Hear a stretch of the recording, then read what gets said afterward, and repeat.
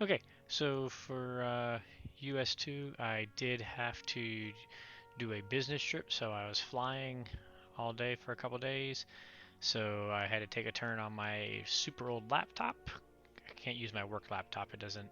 They got it encrypted.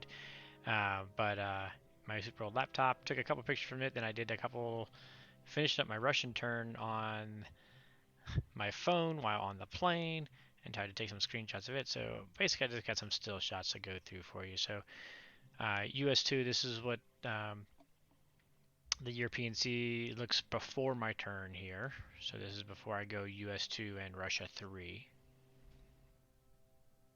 And jumping over to the Pacific. This is what the Pacific looks like. He did move his Japan fleet up into 62. Pretty much just kind of giving these guys free way down here. He didn't even bother trying to threaten them.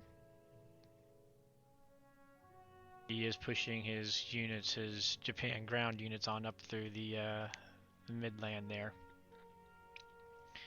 I do have a little more zoomed in picture here where you can see the numbers a little closer as far as what we got. So when I was looking at this, I wanted to get to 59. I knew that. What I didn't know, what I debated back and forth on, was coming here. I do have a fighter that can fly it from Australia that killed that sub down there. He'll meet these guys up here, so we will have all 4 fighters.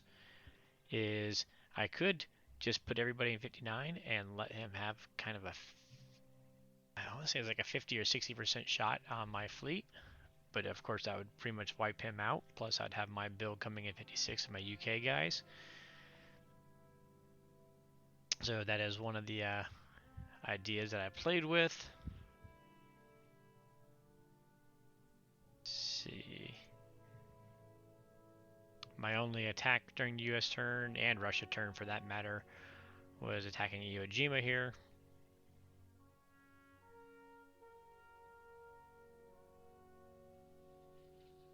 And we won that without any losses. So here's my fighter flying up. Decided to move everybody in. I did decide to go ahead and use a destroyer block and put 1 destroyer in here because he already shown attacking West Russia that he was perfectly comfortable taking the 50-50 shots. So I went ahead and put the destroyer block in there. I hate using destroyer blocks, but um, I just felt like I needed to at this time. I did do my calculations and it did figure out I will be able to stack Caucasus at least, so that's a nice. And then of course we're sending my transports back, grabbing 1 unit, 1 man, 2 AAs. I'm sending 1 man back for their. I built a transport, so we're going to be putting a transport down here.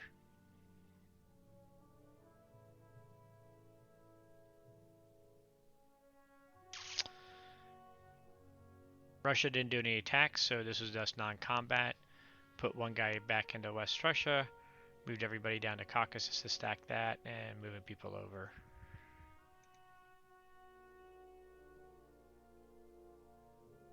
And this is what the European Asian looks after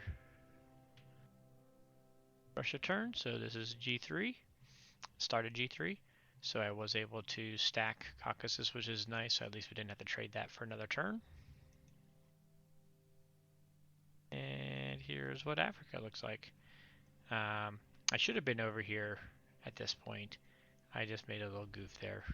But in any case, let's see Africa. You can see my little screenshots from my phone here.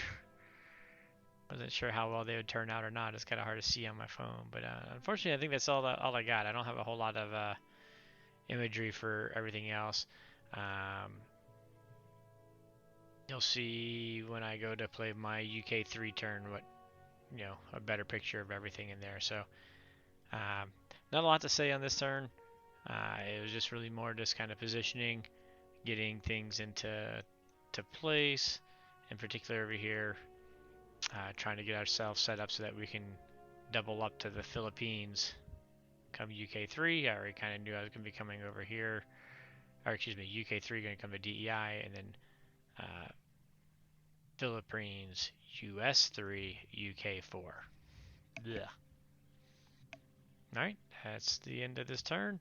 And again, we should be back live hopefully next turn.